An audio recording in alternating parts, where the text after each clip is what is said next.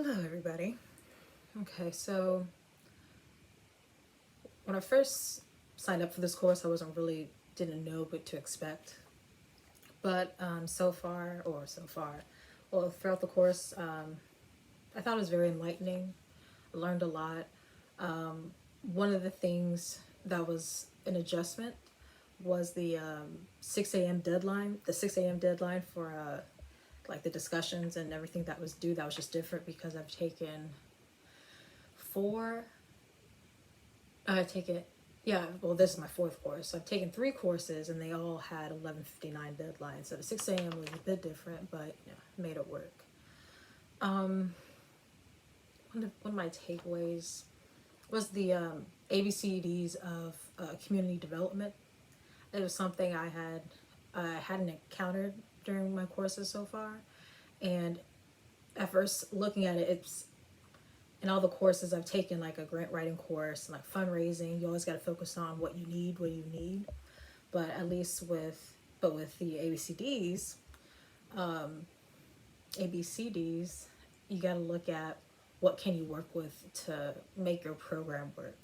Which, if I think of it from a different perspective, it can work with the grant writing because if I just lay out everything, what little we had, and then using assets within the community to make some innovative, use some innovative ways to implement our programs, and showing how successful we are and how much impact we can make with just little resources. Just imagine then asking a foundation or somebody for money. It would convince them to give us the grant because we've made a little bit out of a lot. Confirmation. I took an international NGO class, and one of the topics of discussion was how to help communities in like third world or developing countries. In some ways, we looked at how organizations would just give communities like money, or they would just give them supplies, but they wouldn't really train the community themselves to help themselves, and those programs fell apart because they weren't sustainable. And this and like enhancing those capabilities kind of took me back to the Paulo Freire project, the article I found about Black consciousness in South Africa during the 70s, when that student group, when they first started to go into the community and help develop it, they didn't involve the community, which led to mistrust and caused those programs to fall through. So when you're trying to develop a community, you have to you have to get the community involved in their development, because if you don't, then the program is just going to fall apart because the community wasn't given the tools to keep up the program and help and keep it sustainable in the long run. Inspiration. Well, the Paulo. I hope I'm saying his name correctly. Paulo Freire.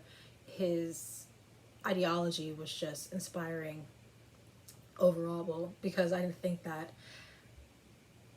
his take on education had anything to do with development, but the way that the student groups in South Africa utilized it was inspiring, because my my nonprofit, the Impact Institute, we work with students in middle school, high school, even some in college that have all experienced, the conventional way of learning. So you really have to delve more into getting them involved in what they want and how they want to learn to be better musicians. And last but not least, I would like to thank my project partners, Kaylee and Christina, because their perspectives have presented ideas I wouldn't have thought about, or wouldn't have addressed different ideas and topics.